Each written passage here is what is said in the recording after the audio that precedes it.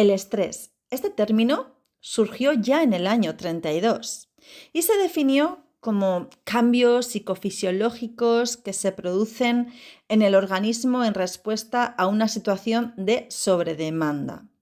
Es decir, que cuando el organismo se activa ante una situación estresante, se produce una rápida movilización de la energía, glucosa, proteínas simples, lípidos que salen de las células y se dirigen a la musculatura.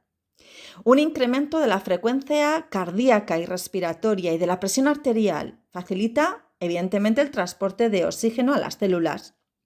La digestión se paraliza, el deseo sexual disminuye y el sistema inmunitario se inhibe.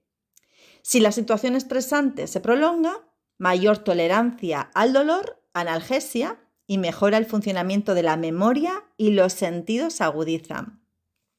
Todo esto viene a mostrar que cuando se produce puntualmente el estrés es una respuesta adaptativa del organismo para afrontar situaciones de alta demanda en las mejores condiciones. Sirve, por tanto, para incrementar los recursos disponibles. Tipos de estrés. Hay dos grandes diferencias en función de su efecto y en función de su duración. La primera entonces es en función de su efecto, que se denomina el eustrés y el distrés, que igual ya suena. El eustrés es el estrés, entre comillas, beneficioso. Es el estrés relativamente leve, de duración breve y que podemos controlar. Resulta estimulante y placentero incluso, porque ayuda a mejorar a nuestro organismo el rendimiento e incrementa la actividad del sistema inmunitario en este caso. La exposición intermitente favorece la estabilidad emocional, la resiliencia y la salud.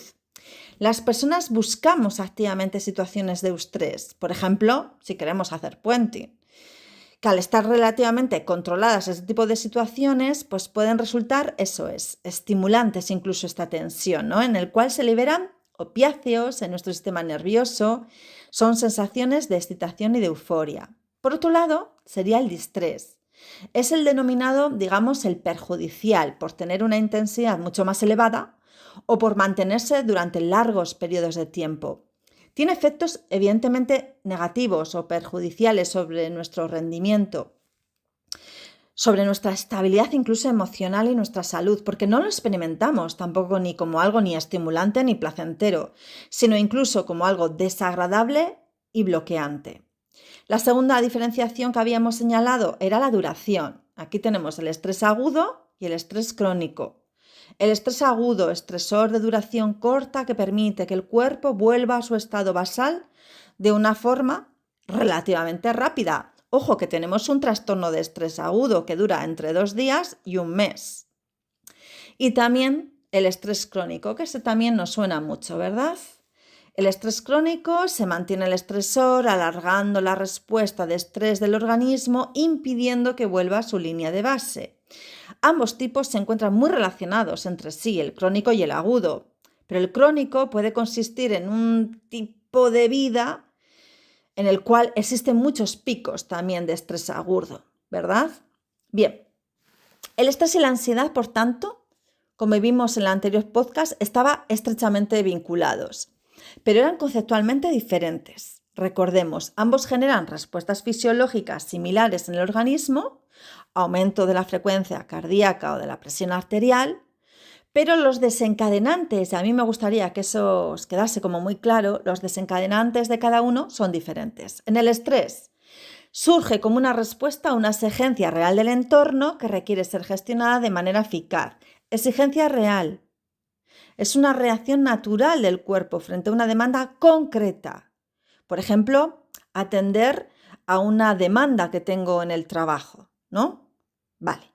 Y la ansiedad se activa ante la anticipación de una amenaza futura, real o imaginada. No existe necesariamente una demanda concreta o actual del entorno, sino la percepción de que algo amenazante podría ocurrir. Ese famoso ¿y si sucediera que? Bien, esto es la ansiedad. Volvamos a abordar un poquito la fisiología, en este caso del estrés. Fisiología del estrés. ¿Qué tenemos que tener en cuenta? Al hipotálamo. El hipotálamo es un centro integrador de información que ante cualquier tipo de percepción sensorial de un evento y su valoración como estresante en otras partes del cerebro, envía señales a otros sistemas para provocar la respuesta del estrés y va a activar dos ejes: el eje simpático adrenomedular y el eje hipotalámico hipofisario adrenal. Primer eje, eje simpático adrenomedular. Este eje constituye una vía muy rápida e intensa donde se producen cambios grandes de manera casi instantánea. Por ejemplo, la activación de la tasa cardíaca, sudor, etc. La vuelta del organismo a la línea de base pues tarda en producirse minutos e incluso horas. Recordemos que el sistema nervioso autónomo se divide en dos ramas: el sistema nervioso simpático, que activa el organismo, y el sistema nervioso parasimpático, que lo inhibe. Ambos sistemas son fundamentales y funcionan de manera antagónica. Si se activa una, se inhibe el otro. Vale. El hipotálamo activa el sistema nervioso autónomo, concretamente el sistema nervioso simpático, que activa a su vez el organismo de dos maneras: activación medular, donde las proyecciones nerviosas se encargan de inervar, pues los órganos, vasos sanguíneos, las glándulas sudoríparas, y la estimulación de las glándulas suprarrenales, que nos suena, ¿verdad? Las proyecciones nerviosas estimulan estas glándulas que liberan adrenalina, noradrenalina, al torrente sanguíneo, y estas hormonas son capaces de llegar hasta zonas donde no hay inervación simpática.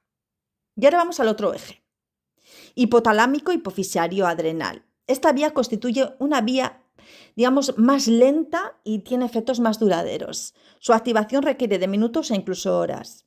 Y también tiene una vuelta de línea, por tanto, a nuestra base del organismo más lenta, que puede demandar días o semanas. Para que esta vía se active es necesario que el organismo esté expuesto de forma prolongada al estresor. Y no es muy complicada, pero tenemos que estar atentas y atentos. En esta vía, el hipotálamo segrega el factor liberador de corticotropina, CFR.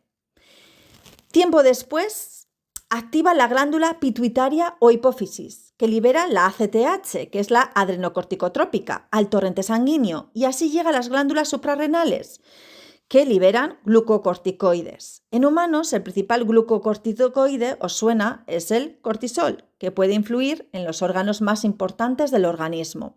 Los efectos de los glucocorticoides, además de ayudar a aguantar la situación de sobredemanda, elevando el nivel de glucosa en sangre, van a tener efectos sobre otras partes del organismo, ya que inhiben las hormonas relacionadas con la reproducción, el crecimiento, el sistema inmune y la secreción de insulina. Además, la hipófisis y el cerebro liberan también sustancias endógenas para reducir la sensación de dolor, como las encefalinas y las endorfinas. Muy bien. Por último, ¿qué es lo que hace que esa situación o estresor no resulte estresante? Estresante, de alguna manera como desagradable. Pues que es muy inminente, que es impredecible, que es incontrolable, que es ambiguo. A veces también que tenemos una falta de apoyo social. De hecho, el apoyo social ejerce un efecto modulador sobre el estrés. Se relaciona con una mejora en la recuperación de los problemas de salud, ¿no? Esto es muy importante.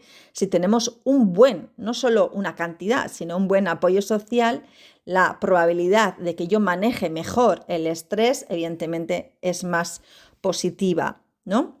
Y también, fijaros, y esto tiene que ver con nuestra biografía, la cantidad de eventos vitales estresantes que hayamos vivido en nuestra vida. Esto es súper importante. En otro podcast hablaremos de las variables psicológicas que afectan al manejo del estrés, las variables de personalidad, etc. Un saludo.